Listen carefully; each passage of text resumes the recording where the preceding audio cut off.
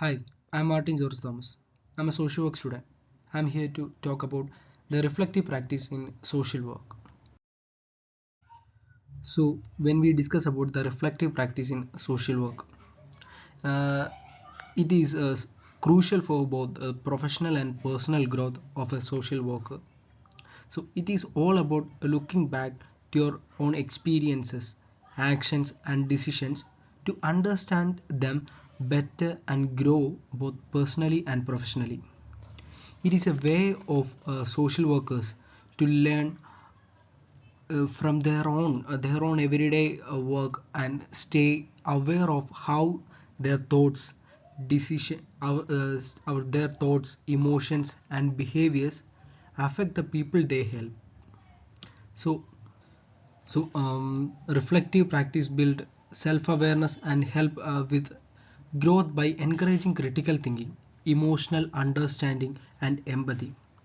This is an ongoing process. This ongoing process not only bridges the gap between theory and practice, but it also enhances their effectiveness in the social work practice.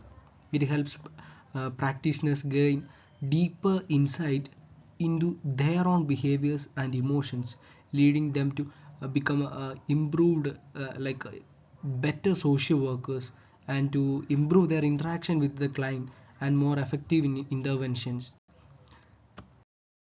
When we look back to the history of reflective practice in social work, uh, we can see some key contributors to this concept, like John Davy, Donald Shawn, and Cobb and Gibbs.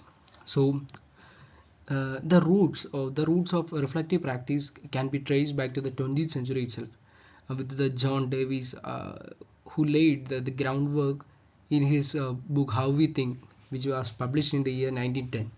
He explained that learning is deeply connected to experience and reflection, introducing the idea that thoughtful consideration is essential for learning and problem solving. His work highlighted the importance of reflecting on one's own experience as a way to understand and improve practice. When we come to the Donald Shawn in the 1980s, Donald Shawn built on the Davies ideas in his book The Reflective Practitioner, which was published in the year 1983. So he introduced a concept called reflection in action and reflection on action. So these concepts help the professionals, including social workers, refine their skills and decision making. And after that, in the 1980s period itself, this the Golb experimental learning cycle, which was introduced in the year 1984, and gives a reflective cycle introduced in the year 1988. They provide structure models to guide reflection, making them essential for social work practitioners to critically analyze and learn from their experiences in the practice. Now let's discuss about the advantages and disadvantages of reflective practice in social work. So first advantages, self-awareness. The reflective practice provide enhance the self-awareness of a social worker. It helps social workers identify biases and emotions, improving empathy and client interaction. Next is their professional development. It helps in the continuous learning, support skills refinement, and staying updated with the best practice. So this is also enhancing their skills in their professional and personal life too. So when we look into the disadvantages, we can completely say these are the disadvantages of this reflective practice. First one is time consuming. This practice need a dedicated time for deep reflection and risk of over analysis. Excessive reflection may lead to some uh, a point of indecision or self criticism. So these are the advantages and disadvantages of reflective practice in social work. Now let's look into the current importance of reflective practice in social work. The reflective practice remains crucial in today's social work system or landscape. It helps practitioners to adapt to the ever-changing needs of clients and the evolving nature of the profession. As the social work integrates with the new technologies, and it has an indisciplinary nature. So in this indisciplinary approaches, reflective practice ensure that practitioners remain effective and ethical to their work, and it supports ongoing professional development by enhancing and encouraging continuous learning and adaptations. In the face of complex and diverse client needs, reflective practice enables social workers to provide empathetic and informed care, ultimately enhancing the quality support they offer to the clients. The reflective practice in social work is a cornerstone for personal and professional development.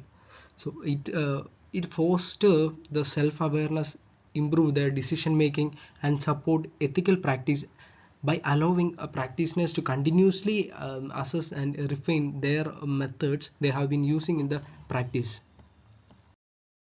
So now let's discuss some key concepts, key ideas regarding the reflective practice in social work. So the reflective practice involves a systemic process of analyzing and evaluating one's action, decision, and the emotional response to improve the future practice. John Davy emphasized the need for active and persistent and careful consideration of experience to foster learning and problem solving. And Donald Shawn expanded on this by introducing the reflection in action and reflection in action. So what it means is, in reflection in action, the practitioners reflect during their practice to make real-time adjustment, and reflection on action, where they reflect after the fact to learn from past experiences. This practice is not just about looking back at what happened, but also understanding how these reflections can inform future actions. It integrates various models such as Gibbs reflective cycle and Cobb's experimental learning cycle to provide structured approach to reflection. By using these models, we can break down their experience into manageable parts and drive meaningful insights that lead to better practices.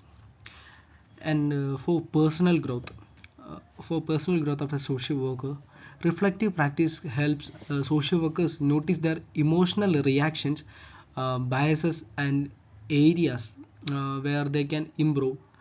By reflecting regularly, they can better manage their stress, become emotionally stronger, and understand their values and values more deeply. For personal growth, reflective practice means constantly learning and developing. It allows social workers to sharpen their skills and adjust their approach to meet the individual needs of the client. So reflecting on what went well and what didn't helps them handle such tough situations better, make a good decision, and offer high quality care. And it also support ethical decision making and ensures their work aligns with professional standards. And the reflection improves the decision making by analyzing past actions and adapting strategies in real time. So reflection support lifelong learning, allowing integration of new knowledge and skills uh, through models like Cobb's experiment cycle and all. And these are some of the major books on reflective practice.